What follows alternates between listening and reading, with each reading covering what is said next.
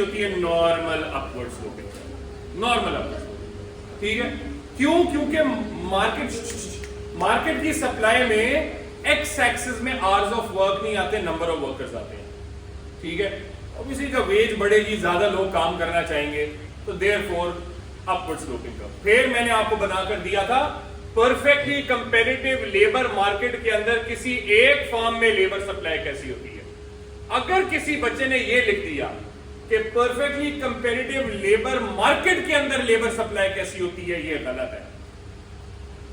क्योंकि perfectly comparative labour market के अंदर लेबर सप्लाई कैसी होती है? ऐसे नॉर्मल कर्व बनते हैं डिमांड एंड सप्लाई के, और उससे वेज निकलती है, और वेज फिर एक्सटेंड होती है फॉर्म के लिए, एक फॉर्म की, क्योंकि वेज टेकर है फॉर्म, तो जो सप्लाई कर्व है लेबर की वो बिल्कुल हॉरिजॉन्टल है। सो दोबारा बताऊंगा, ये supply curve, horizontal supply curve किसकी है? मार्केट की या फॉर्म की? फॉर्म की। एक फॉर्म के अंदर इतना लोग काम करना चाह रहे हैं कि वेज चेंज नहीं हो रही, लेबर ज्यादा कम हो जा रही है। और by the way, wage change क्यों नहीं हो रही? क्योंकि firms wage, employers wage takers हैं, अपनी मर्जी की वेज सेट नहीं कर सकते। ठीक है, फिर मैंने आपको मोनोप्सनी भी करवाया था। जो बच्चे कह रहे हैं सर मोनोप्सनी नहीं करवाया, मोनोप्सनी मैंने करवाया जाता है, मुझे याद है। मोनोप्सनी होती है जब मार्केट में एक डोमिनेंट फर्म होती है। तू कौन है? हसन, तू मेरा स्टूडेंट है। तू कितने अर्से बाद है? 1-2 महीने नहीं आया। हाँ, 1-2 महीने नहीं आया। क्यों नहीं आया? किसकी? तो 1-2 का क्या प्रेशर? वो भी कर लेंगे सर, ट्यूशन, हम पापा के पास बहुत पैसा है, उड़ा देंगे। इधर स्कॉलरशिप कितनी मिल रही है? 95%। इसका मतलब फीस कितनी होगी? 10,000, 5,000। फिर ठीक है, फिर उड़ा देंगे। अच्छा जी, so perfectly comparative labour market में सप्लाई का वैसी, लेकिन मोनोप्सनी में सप्लाई का अपवर्ड स्लोपिंग है, बिकॉज मोनोप्सनी में जो एक मेजर एम्प्लॉयर होता है वो वेज सेटर होता है, वेज मेकर या वेज सेटर होता है, अपनी मर्जी की वेज सेट करता है। तो अपनी मर्जी की वेज सेट करेगा तो सप्लाई का अपवर्ड स्लोपिंग हो जाएगी। ठीक है, और मार्जिनल कॉस्ट ऑफ लेबर उससे भी ज्यादा अपवर्ड स्लोपिंग का होगा। और ये हमने कल डिराइव किया था, मैंने आपको टेबल में कैलकुलेट करके दिखाया था कि जहां पे सप्लाई मतलब as an average cost of labour जहां पे 6 थी, वहां मार्जिनल कॉस्ट 7 थी। जहां एवरेज कॉस्ट ऑफ लेबर 7 थी, वहां मार्जिनल कॉस्ट 9 थी। ठीक है, तो टेबल तुम लोग याद रखो। कौन सा टेबल? चलो दिखा भी देता हूं। ये 6 वर्सेस 7, 7 वर्सेस 9, 8 वर्सेस 11। इसका मतलब वो गैप ज्यादा से ज्यादा होता जा रहा है, राइट? ये तो सप्लाई कर्व अपवर्ड स्लोपिंग है, मार्जिनल कॉस्ट उससे भी ज्यादा अपवर्ड स्लोपिंग है। जी सर, जो लेबर की सप्लाई है वो तो लाइक वर्कर्स से जनरेट होती है ना, जो फर्म्स होती है वो तो डिमांड जनरेट करती है, तो फर्म्स का सप्लाई से क्या समझते हैं? फॉर्म का सप्लाई से ताल्लुक नहीं, लेबर का सप्लाई से ताल्लुक है।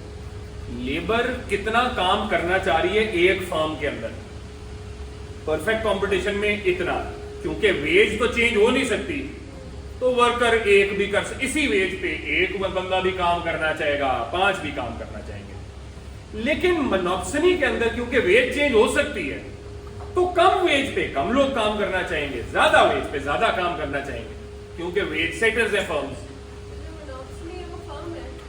मोनोप्सनी is an employer basically, firm. ठीक है, और उसके अंदर कितने वर्कर्स काम करना चाह रहे हैं, ये सप्लाई अपने पर। ठीक है, सवाल अच्छा तुम्हारा, उसका योग जवाब दे दिया। एक फर्म से प्राइस कैसे सेट कर सकते हैं? एक पूरी मार्केट के अंदर एक फर्म कैसे प्राइस सेट कर सकते हैं? Pricing, wage, very good.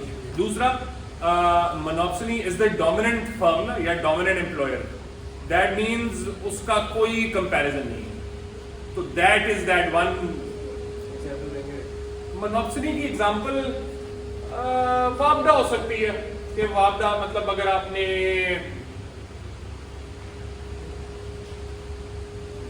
Real life वापडा या लेस्को, लाहौर में चलो लेस्को कर लो, इलेक्ट्रिसिटी सप्लाई के कोई स्पेशलिस्ट वर्कर्स हो, वो सिर्फ लेस्को में काम करेंगे।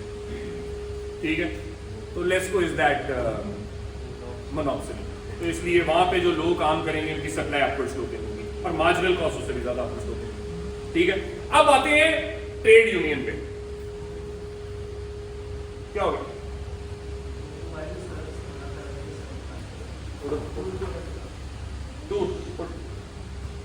नहीं ये पीछे आगे तेरे सदात उठ इधर आ। मोमिन उठ पीछे जा।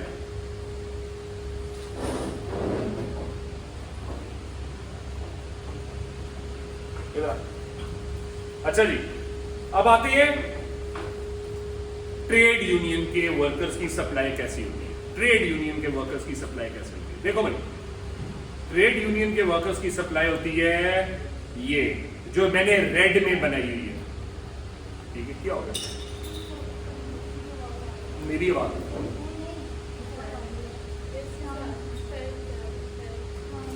फैन इसकी आ रही है, मुझे तो आ नहीं रही, मैं तो इधर खड़ा हूं। आ रही है इसकी? अच्छा ये आई थिंक इसकी है प्रॉब्लम, इसकी नहीं है। इसको बंद कर दो। पता नहीं यार, मैं डोरा आदमी हूं, पता नहीं है। आवाज ये नॉर्मल आवाज है। नहीं वो थोड़ी सी मोटर की भी आवाज है। नहीं बंद ना कर यार, बहुत गर्मी है यार। पहले सर एक्सपेरिमेंट करके देखते हैं ना आवाज में। मैंने चपेट मार दी एक्सपेरिमेंट करके। अच्छा जी, सो अब labour supply curve is like this, it starts as a horizontal curve, ठीक है, and then it becomes an upward sloping curve. Why? ये सप्लाई क्योंकि ट्रेड यूनियन अपने मेंबर्स के लिए एक मिनिमम वेज सेट करती है। ये इसकी भी टाइम किंग होगी। इसे बड़ा नहीं ऐसे नहीं है, पता है, in all honesty I would recommend that you use this word king का। डिसजॉइंटेड कह सकते हैं, बट किंग तो है ना कि यार हो भी सकती है कि यहाँ से फिर वो ऐसे टेढ़ा हो गई, यहाँ से उसने स्लोप चेंज कर दी। सिमिलरली यहाँ पे उसने कह सकते हो कि यहाँ पे उसका जो है ना वो स्लोप चेंज होगी तो किंग है, but I won't use that word, वो उसके लिए बट डिमांड करता हूँ। ठीक है, पल्ले पड़ गई ये बात नहीं है। अच्छा जी, सो डिसजॉइंटेड सप्लाई कर, ठीक है, डाइवर्टेड सप्लाई का, मैं इसका कोई स्पेसिफिक नाम नहीं है, जिसका उसका नाम है ना किंग डिमांड कर, इसका स्पेसिफिक नाम नहीं। इसका बस सिर्फ ये एक्सप्लेनेशन है कि शुरू में सप्लाई कर्व बिल्कुल हॉरिजॉन्टल होगी। क्यों हॉरिजॉन्टल होगी? यार सुनो, क्योंकि अगर ट्रेड यूनियन ना हो, सुन, अगर ट्रेड यूनियन ना हो और एक फर्म ने थोड़े वर्कर्स एम्प्लॉय करने हैं तो वो कितनी वेजेस देंगे? हाई या लो? लो, क्योंकि उन्होंने ज्यादा वर्कर्स एम्प्लॉय नहीं करने, तो जब उन्होंने थोड़े वर्कर्स हायर करने हैं तो उन्होंने थोड़ी वेजेस देनी है। ट्रेड यूनियन कहेगी हमें ये वेज मंजूर नहीं है। अगर आपने थोड़े वर्कर्स भी हायर करने हैं और हमारे मेंबर्स हैं तो इससे कम वेज पे हम काम नहीं करेंगे। गवर्नमेंट की तो मिनिमम वेज नहीं होती, वो गवर्नमेंट की बात है, वो करेंगे, इसी चैप्टर में आगे आ रहा है।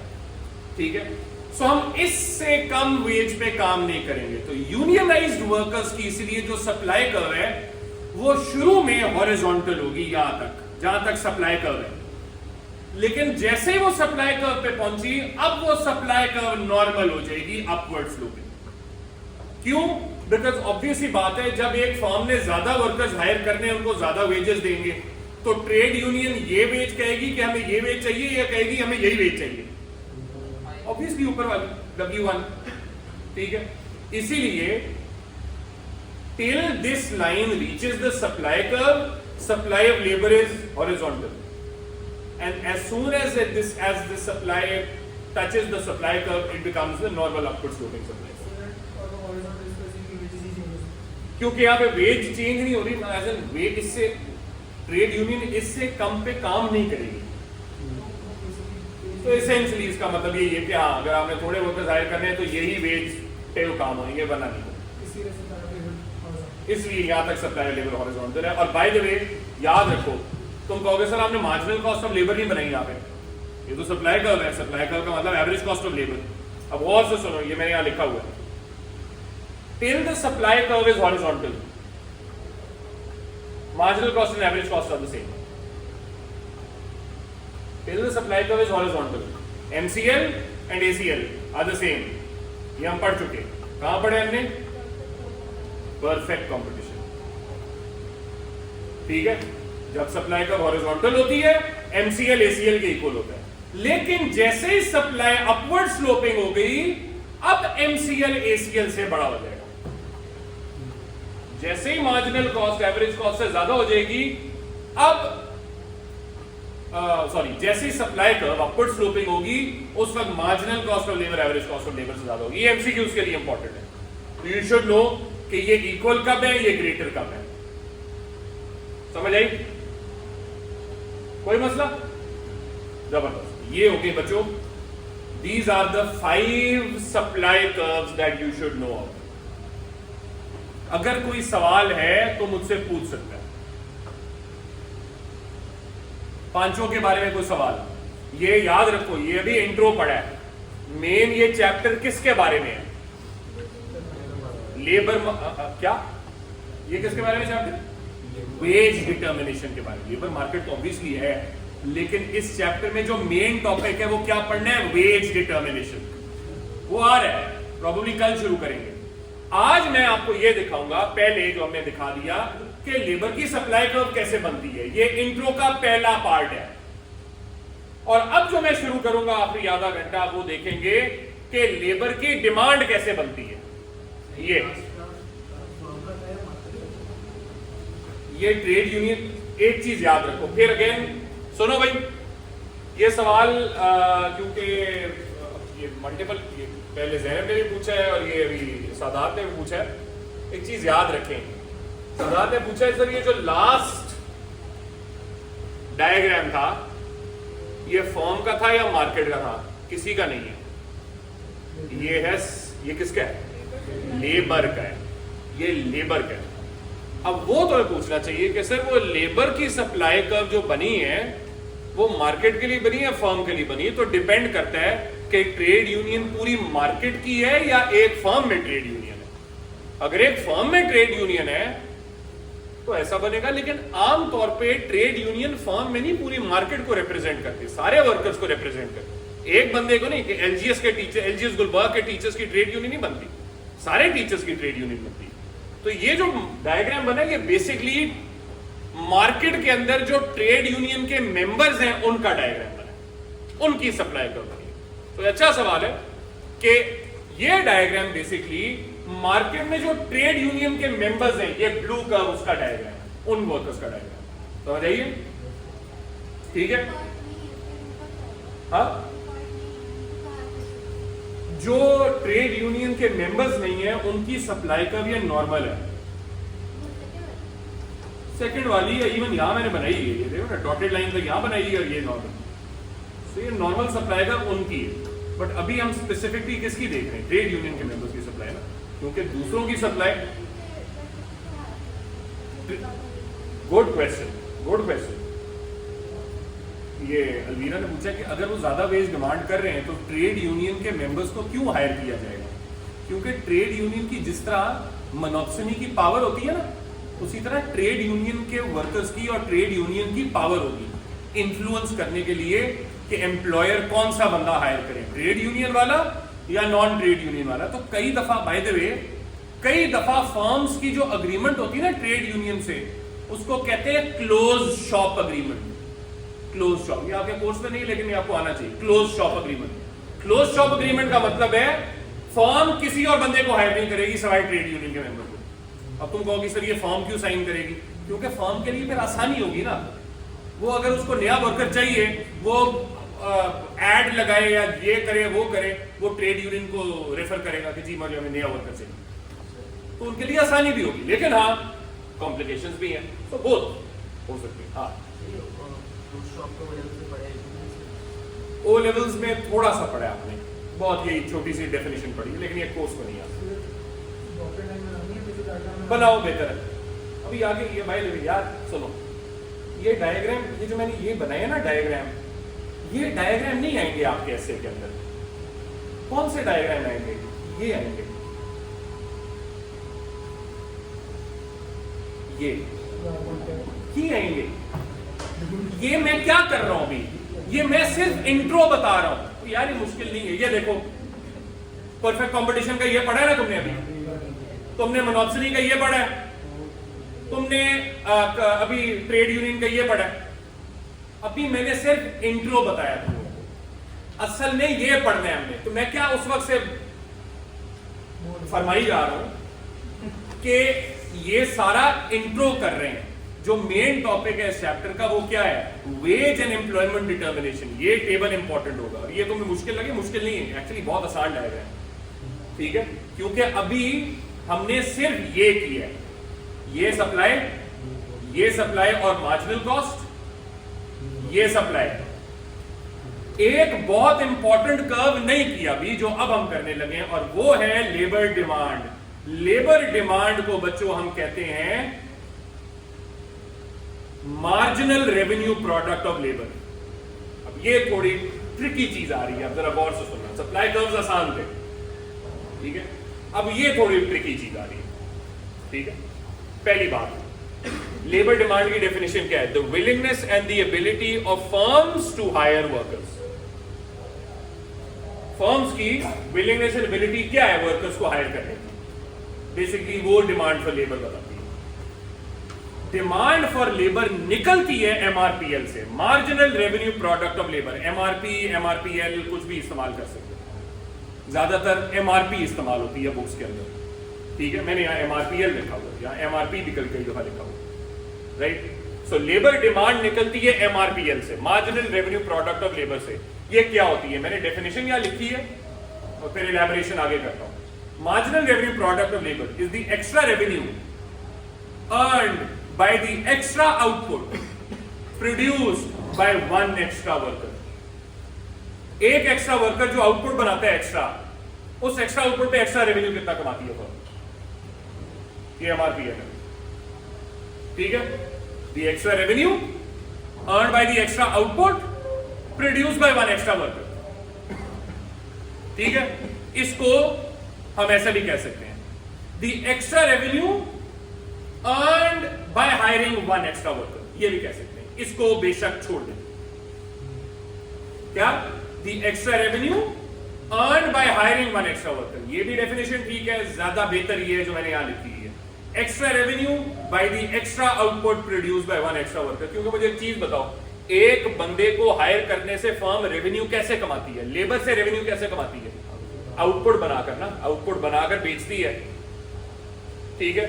तो इसलिए ये पूरी डेफिनेशन है। लेकिन अब इस डेफिनेशन की तुम्हें समझ उस वक्त आएगी जब तुम्हें एमआरपीएल का फॉर्मूला आता होगा।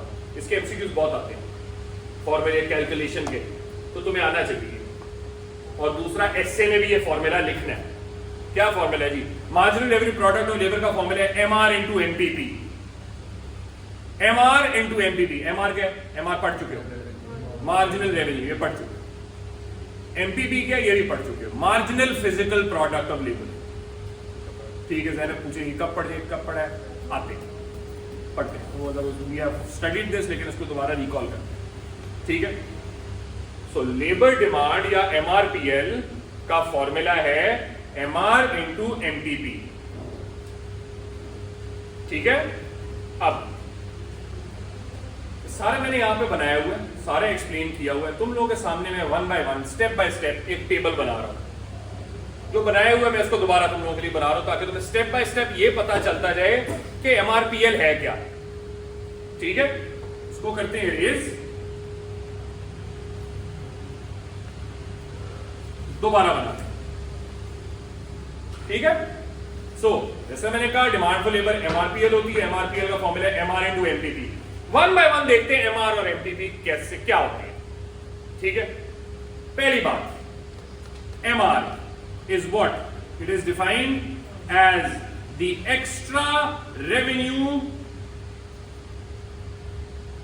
बाय प्रोड्यूसिंग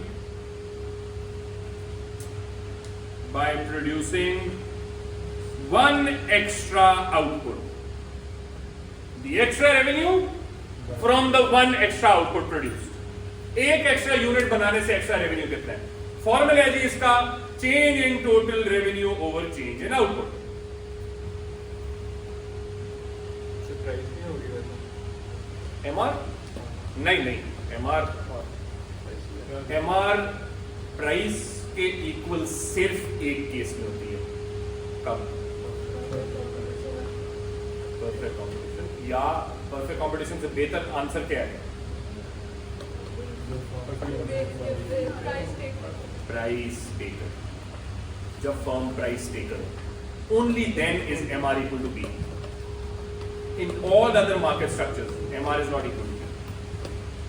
ठीक है, सो एमआर डेफिनेशन होगी, फॉर्मूला हो गया। अब सवाल जो आपके माइंड में आना चाहिए फौरन, एमआर का ताल्लुक, एक्स्ट्रा रेवेन्यू का ताल्लुक लेबर की डिमांड से कैसे? लेबर डिमांड का ताल्लुक एमआर से कैसे?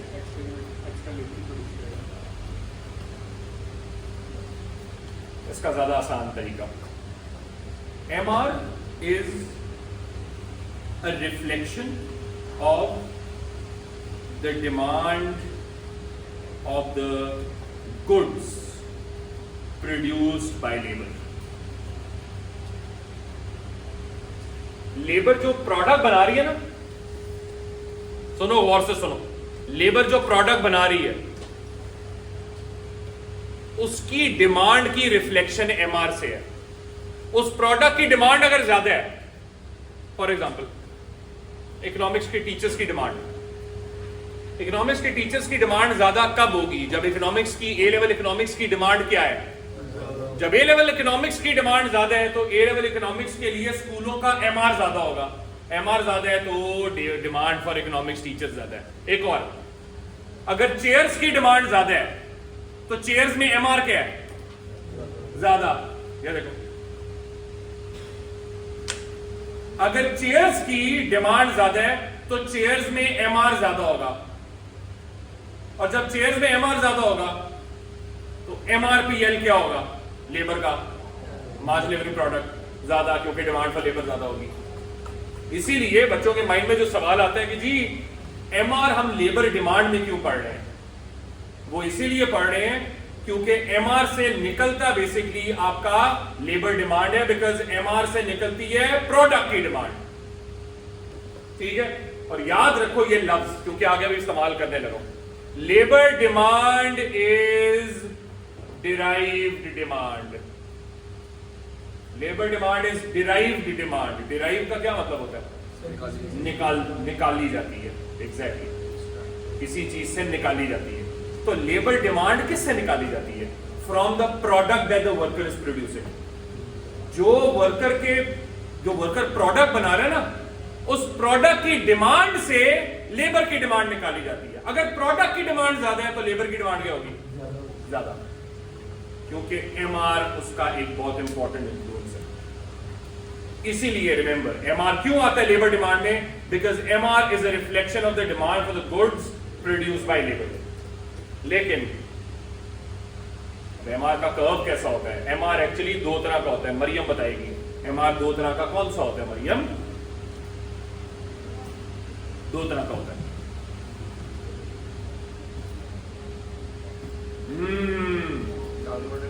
तू नंबर तो खराब ले, मैं देख करता क्या। अभी मैंने तो नहीं चेक करना, ये चेक करना है। देखते हैं।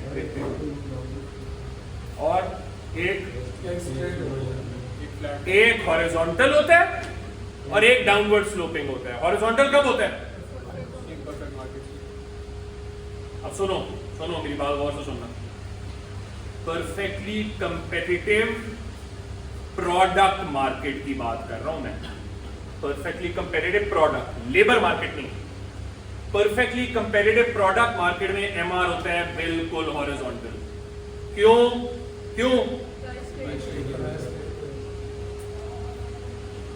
लेकिन इम्परफेक्टली कंपेटिटिव प्रोडक्ट मार्केट के अंदर एमआर कैसा होता है?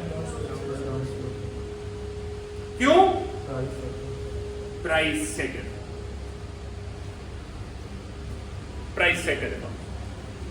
तो इसीलिए अब तुम देख रहे हो एमआर दो तरह का बन रहा है ना, तो एमआरपीएल भी दो तरह का बनेगा, क्योंकि एमआरपीएल में MR is the first thing जो आती है। तो एमआरपीएल दो तरह का बनेगा क्योंकि एमआर दो तरह का बन रहा है। कैसे अभी देखते हैं, उससे पहले एमपीपी। इब्राहिम फोन मत, बाज आ जाए, फोन में तोड़ दूंगा, वो भी तेरे सर पे, या तेरा सर टूटेगा या ये फोन टूटेगा, one of the two. Sir टूट जाए ज्यादा बेहतर है, ठीक है? तो ट्राई करेंगे। तूने कहा था ना एक्सपेरिमेंट करें सर, मैं इस पे एक्सपेरिमेंट करूँगा, ठीक है? फिर उसके लिए साइकोलॉजी की डिग्री होनी चाहिए। साइकोलॉजी की डिग्री होनी चाहिए, वो मेरे पास नहीं है, मैं वैसे ही एक्सपेरिमेंट करता हूँ। इकोनॉमिक्स में बड़े एक्सपेरिमेंट करते हैं। अच्छा जी, अब आते हैं एमपीपी पे। एमपीपी क्या है? MPP is the extra output produced by one extra labour, bye one extra worker. एक एक्स्ट्रा बंदा कितना एक्स्ट्रा आउटपुट बना रहा है? तो एमआर से ये एमपीपी डिफरेंट क्यों है? एमआर था एक्स्ट्रा रेवेन्यू, एक एक्स्ट्रा आउटपुट कितना बना रहा है, और एमपीपी कितने हैं? दी extra output produced by one extra worker. Formula क्या है जी इसका? Delta Q over delta L, change in output over change in labour, ठीक है? अगली चीज, what does this reflect? Why is this part of the labour demand? Because MPP is a reflection of what? वो तो ठीक है, how demand for labor. शाबाश, तो ना the extra output produced by one extra worker, ये निकाल रहे हैं। तो ये क्या निकाल रहे हैं हम? प्रोडक्टिविटी। और प्रोडक्टिविटी जितनी ज्यादा होगी, लेबर की डिमांड क्या होगी? ज्यादा, ठीक है? तो MPP is a reflection of labour productivity, that is why it is part of the demand curve. Now how do we draw MPP? MPP इस तरह बनता है, वाई एक्सिस पे आउटपुट, एक्स एक्सिस पे लेबर। सॉरी मैंने यहां पे नहीं किया, P and Q, P and Q. MPP इस तरह बनता है, क्यों? तुम लोगों ने पढ़ा हुआ ये, लॉ ऑफ डिमिनिशिंग रिटर्न्स। शुरू में इंक्रीजिंग रिटर्न्स टू स्केल होता है, तो लेबर की प्रोडक्टिविटी शुरू में क्या होती है? ज्यादा, लेकिन ऐसा ऐसा लेबर की प्रोडक्टिविटी क्या होती है? कम, जिसकी वजह से शुरू में इंक्रीज होता है फिर डिक्रीज होता है। Law of diminishing returns. ये हो गई जी एमआरपीएल का इंट्रो। ये हो गया एमआरपीएल के दो कंपोनेंट्स, एमआर इंटू एमपीपी। ये इनके इंडिविजुअल इंट्रोडक्शन हो गई। अब इन दोनों से हमने एमआरपीएल निकालना है। कैसे? मैंने क्या कहा था? एमआरपीएल दो तरह का बनेगा। एमआरपीएल दो तरह का, क्यों दो तरह का क्यों बनेगा? क्यों? क्योंकि एमआर दो तरह का होता है, एक होता है हॉरिजॉन्टल और एक होता है डाउनवर्ड स्लोपिंग, ठीक है? हॉरिजॉन्टल एमआर कहां होता है? Perfect perfectly comparative product market. क्यों मैं बार बार इसको प्रोडक्ट मार्केट पे हाईलाइट कर रहा हूं? क्योंकि बच्चे लेबर डिमांड बना रहे होते हैं ना, या लेबर डिमांड के बारे में बता रहे होते हैं, तो वह लेबर डिमांड के बारे में गलती से या बस बगैर किसी सोचे समझे वो परफेक्टली कंपेटिटिव लेबर मार्केट लिखाते हैं। गलत। लेबर की सप्लाई इज डिपेंडेंट ऑन कौन सी लेबर मार्केट है, परफेक्टली कंपेरेटिव लेबर मार्केट है या इम्परफेक्टली कंपेरेटिव लेबर मार्केट है। ये लेबर की supply depends on labour markets, लेकिन लेबर की demand is dependent on product market, perfectly comparative product market versus imperfectly comparative product market. That is why we say labour demand is derived demand, क्योंकि वो product की demand से निकलती है। कैसे? Erase करते हैं, दोबारा बनाते हैं। पहले बनाते हैं परफेक्टली कंपेरेटिव प्रोडक्ट मार्केट की लेबर डिमांड का।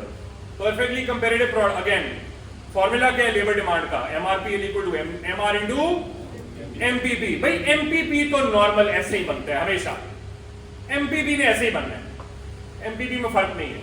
फर्क किसमें? एमआर। एमआर क्या है? हॉरिजॉन्टल। हॉरिजॉन्टल क्यों है MR? Because perfectly comparative product markets के अंदर डिमांड परफेक्टली इलास्टिक होती है। इतना कंपटीशन है, इतने ज्यादा सब्स्टिट्यूट्स हैं, इतना इन्फिनिट कंपटीशन है कि डिमांड परफेक्टली इलास्टिक होती है। तो अगर डिमांड परफेक्टली इलास्टिक है प्रोडक्ट की, और लेबर डिमांड डिराइव डिमांड है, तो लेबर डिमांड का कर्व इलास्टिक होना चाहिए, इनइलास्टिक, और इलास्टिक कर्व कैसा बनता है? फ्लैट। अब लेबर डिमांड तुम देखोगे इट इज नॉट ऐसे, क्योंकि एमआरपीएल ऐसे होता है, एमटीपी ऐसे होता है ना, शुरू में इंक्रीज पे डिक्रीज, तो एमआरपीएल भी ऐसा बनेगा, ये flatter curve, MRPL equals to demand for labour, flatter curve. Flatter curve क्यों है? बिकॉज WED हाई है। WED क्या होती है? Wage elasticity of demand. वही चीज है, नई चीज नहीं है। प्राइस इलास्टिसिटी और डिमांड की तरह वेज इलास्टिसिटी ऑफ डिमांड है, the responsiveness of quantity demanded of labour to changes in wages. वही चीज, तुम फर्क नहीं है, इट्स द सेम थिंग, तो घबराओ मत, ठीक है। एंड क्योंकि labour demand is a derived demand, so it's WED is high as the demand for the goods produced is perfectly elastic। क्योंकि गुड्स की डिमांड परफेक्टली इलास्टिक है, लेबर की डिमांड परफेक्टली इलास्टिक तो नहीं हो सकती, बट हाईली इलास्टिक हो सकती है, और ये फ्लैटर कर्व दिखा रहा है highly elastic. Derived demand, remember this word, derived demand, ठीक है। लेकिन इम्परफेक्टली कंपेरेटिव प्रोडक्ट मार्केट के अंदर लेबर की डिमांड कैसे हो सकती है?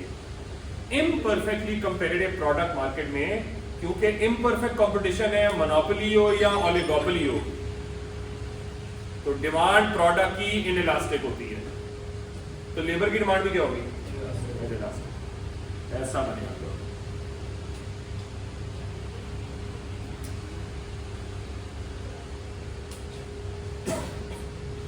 ये MRPL equal to demand for labour, highly elastic, क्योंकि क्या है? फ्लैटर है, स्टीपर है? स्टीपर है। सो ये कर्व स्टीपर है as WED is low, wage elasticity of demand is low. Why is it low? Because it is a derived demand, so its WED will be low as the demand for the goods produced by workers is highly inelastic in imperfect competition. By the way, monopolistic competition is an exception. बच्चों, imperfect competition कौन कौन सी तरह का होता है? Oligopoly, monopoly, monopolistic competition. Monopolistic competition में demand elastic होती है काफी, क्योंकि कंपटीशन ज्यादा होते हैं। हम उसकी बात नहीं कर रहे, हम बात कर रहे हैं मोनोपोली की, ओलिगोपोली, ठीक है। Monopolistic competition is not part of this, right. So imperfect markets के अंदर क्योंकि प्रोडक्ट की डिमांड इनइलास्टिक है, तो लेबर की डिमांड भी काफी इनइलास्टिक होगी। ये बन गए जी आपके दो डिमांड कर्व्स, MRPL कर्व्स। नहीं, बस इम्परफेक्ट कंपटीशन की बात करो, स्पेसिफाई करने की जरूरत नहीं, just talk about imperfect competition. So imperfectly comparative product markets के अंदर the demand for labour is highly inelastic, perfectly comparative product markets के अंदर demand for labour is highly elastic. समझ आई? क्लियर हो गया? कोई मसला? इब्राहिम फोन है, वापसी का फोन कर रहे हैं, क्या मतलब? बच गया। किसी और का मैसेज होता है तो मैं फोन तोड़ देता हूं। अच्छा जी, क्या कह रहे हैं मुझे बता, मुझसे कुछ।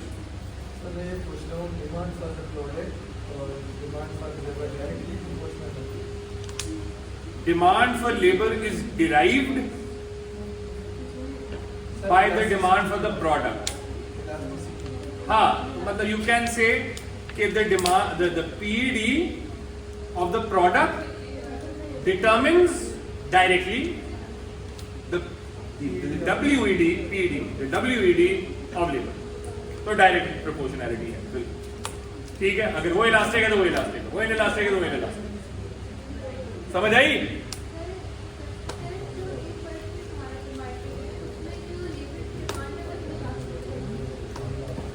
इम्परफेक्ट, दोबारा बोलो, इम्परफेक्ट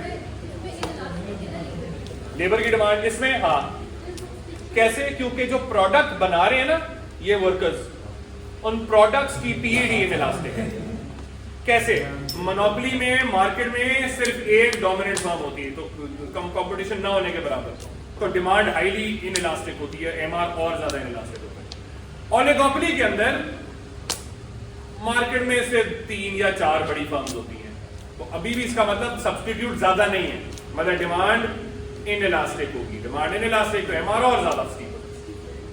तो वो प्रोडक्ट की डिमांड इनइलास्टिक है तो लेबर की डिमांड भी डायरेक्ट प्रोपोर्शनल। ठीक है, समझ गए? क्लियर हो गया? ये कौन गप्पे कौन मार रहा है, समझ नहीं आ रही है। आइए